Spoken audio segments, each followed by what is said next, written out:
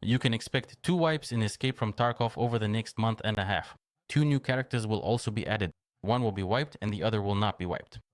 And the most interesting part, the maps will be locked at release. As a player, you'll have to unlock all the maps yourself. At first, only the epicenter will be available. Hey there, this is Murok speaking. Today we're going to talk about news from the world of Escape from Tarkov. Battlestate Games attended a variety of gaming expos. Today, at the Tokyo Game Show, Nikita Buyanov held a Q&A session where he answered questions from attendees. And let's start with the most interesting part, the new wipe, specifically the pre-release wipe. Let me remind you that the release of Escape from Tarkov is set for November 15th, so there's literally less than 2 months left. And now there's information coming in that there will be one more wipe before the release. A sort of softcore wipe. Softcore means that everything is available to you. Top tier armor, top tier gear, and top tier ammo are all available. Most likely you'll be able to put anything into your secure container just like it was a few years ago. All of this is to prove to players that hardcore is much more interesting than softcore. But again, it was previously mentioned that this would be an event, not an actual wipe. Even now, it's unclear. Some sources say there will be a wipe, while others say it will just be an event. But in my opinion, the developers shouldn't do a wipe. There are people who want to level up their prestige, and this month-long wipe would just ruin their progression. It would be better to just make it an event. Players won't really notice much of a difference. Nikita also clarified that all of this is to prove that hardcore is cool. But there's one catch. The previous hardcore wipe we had, which is already partially over, wasn't really hardcore. They just tightened the screws and pretended it was hardcore. Moving from map to map, everything was broken, nothing worked. And in reality, the so-called hardcore mechanics are just an imitation of hardcore, not actual hardcore. So here, the developers will understand this. Just turning everything off doesn't make the game hardcore. When Escape from Tarkov is released, wipes will disappear and there will be some kind of seasons. So in these seasons, there will be wipes. And what's most interesting is that we'll have 2 characters, one that gets wiped and one that doesn't. And here, a number of big questions arise. First of all, will we be playing on all servers? Specifically players who get wiped and those who don't. Otherwise, it would be kind of strange, because let me remind you, the whole highlight of Tarkov is exactly the wipes that everyone is waiting for. And even though there are people who say that Tarkov doesn't need wipes, I think the entire history of Tarkov, and not just Tarkov, but also games like Rust and others, shows that without wipes, Tarkov would simply die. The main highlight of a wipe isn't that you can just reset all your progress, but that everyone around you is a beginner again.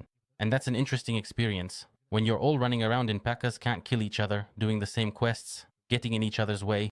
That's always been the Tarkov experience. And now it's unclear. Will a character who wipes play on the same servers as players who are also wiping? Because if so, what's the point?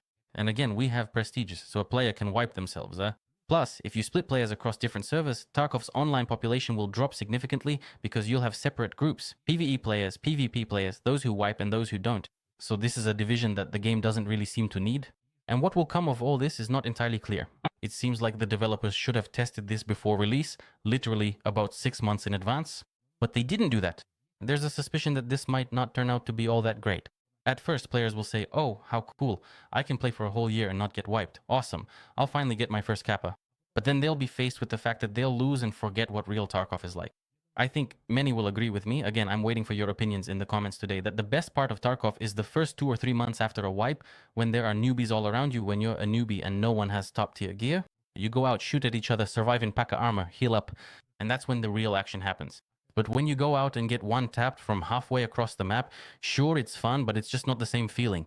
Again, I'm waiting for your opinion in the comments today. The story in Escape from Tarkov will have several endings. Nikita clarified that only a small percentage of players will be able to get this ending. The main objective of the Escape from Tarkov story is to help you escape from Tarkov. But how do you even escape from it? After all, Tarkov is us. All locations will be restricted at launch. We will start playing from the epicenter location and gradually unlock these maps, gaining the ability to enter them. Again, it hasn't been specified whether transitions between locations will work or how this will be organized. And here, in my opinion, Battlestate Games made a fatal mistake. I understand that opinions on the internet are always divided into for and against, but this whole thing with restricting maps, closing off maps, and transitions received extremely negative feedback during the hardcore wipe. There weren't any people saying, oh, how great, the maps are closed. No, it wasn't great at all. And why this feature made its way all the way into the release version is not entirely clear. As they say, feedback. Yeah, we heard your feedback. All of this was done to slow down player progression. Well, yes, it will slow down. People will play one day on Epicenter and then they'll just wait for the next map to open. Although, to be more precise, if you have to unlock the map through quests, maybe it won't feel so suffocating. So you won't have to wait for the developers to unlock the map. Most likely you'll be completing quests on Epicenter, those very starting ones. And after that, other maps will become available to you. If that's how it works, maybe it'll actually be good. But again, it feels like this should have been tested before the hardcore wipe because we were fed these closed maps and it was pretty unhealthy. Because again, it's unclear how closed off these maps will be or in what way they'll be closed. Will we unlock them through quests or will the developers open the maps at the push of a button like they did during the hardcore wipe? It's not entirely clear, but as they say, it's very interesting. Let's wait and see. The release is coming very soon and we'll find out. Nikita Buyanov also noted that every wipe in Tarkov will be unique, so players will really be interested. And that's really something worth watching, because every wipe is the same thing. We deliver the Jaeger's letter, we collect those Salawas. It's going to be very interesting to see what actually happens at release. In addition to Black Division, a new faction, the Russian Armed Forces, will appear. At first, they'll be stationed at the terminal, but later they'll be able to patrol other locations as well. Naturally, they will be friendly toward the Bear faction. Again, it's not entirely clear just how friendly they'll actually be. Because if you look at the analogy with the USEC and Rogue factions, let me remind you, if you enter Rogue territory, it doesn't matter if you're USEC or Bear, they'll open fire on you. And when you pass by the base, they won't bother you only if you're USEC. It's possible that the Russian armed forces will have a similar mechanic. If you get too close to them, they'll attack you. But again, there are no details yet. But the fact that they will definitely be added is certain. Surprisingly, Nikita Buyanov still holds on to the idea of merging all the maps into one. But the main problem is the game engine itself and optimization. So maybe someday in the distant future, but that's not certain. Nikita Buyanov has said many times that the zombie event is his favorite event. And indeed, the zombie event turned out to be a very cool and atmospheric event, and we'll soon see something similar, maybe even better. But not this year, only next year. This year, the developers are preparing for release, and as you can understand, there probably won't be a Halloween event this year. Despite criticism of the hardcore vibe, Nikita Buyanov likes everything. Is there really anything to add here? I mean, is there? For some reason, I think that Nikita Buyanov is convinced that people are criticizing the hardcore vibe itself. But no, people aren't criticizing the hardcore vibe. They're criticizing the broken hardcore mechanics. Trying to create a hardcore vibe by just saying, we'll close the flea market and take everything away from you. That's not hardcore. Hardcore is much more complicated than just giving players everything. Hardcore needs to be well thought out, it needs to be interesting, not just force the player to load from one map to another, make transitions, and sit through 15 or 20-minute load times. That's not hardcore, that's just being a pain. That's why, for some reason, I think Nikita is wrong here. And this wording that a hardcore vibe is cool. It's cool when it's actually hardcore, not just tedious. He also said the following phrase, the harder it is to play, the better. I absolutely agree with him on that. The game should challenge you with hardcore mechanics. The game should limit you in some ways.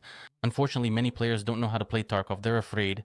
It's hard for them to complete a quest, and they start saying, it's too hard for me. I'm scared. But that's exactly what makes Tarkov enjoyable. I'm a fan of Souls-likes. I'm a fan of Tarkov, and I've always enjoyed suffering in Tarkov.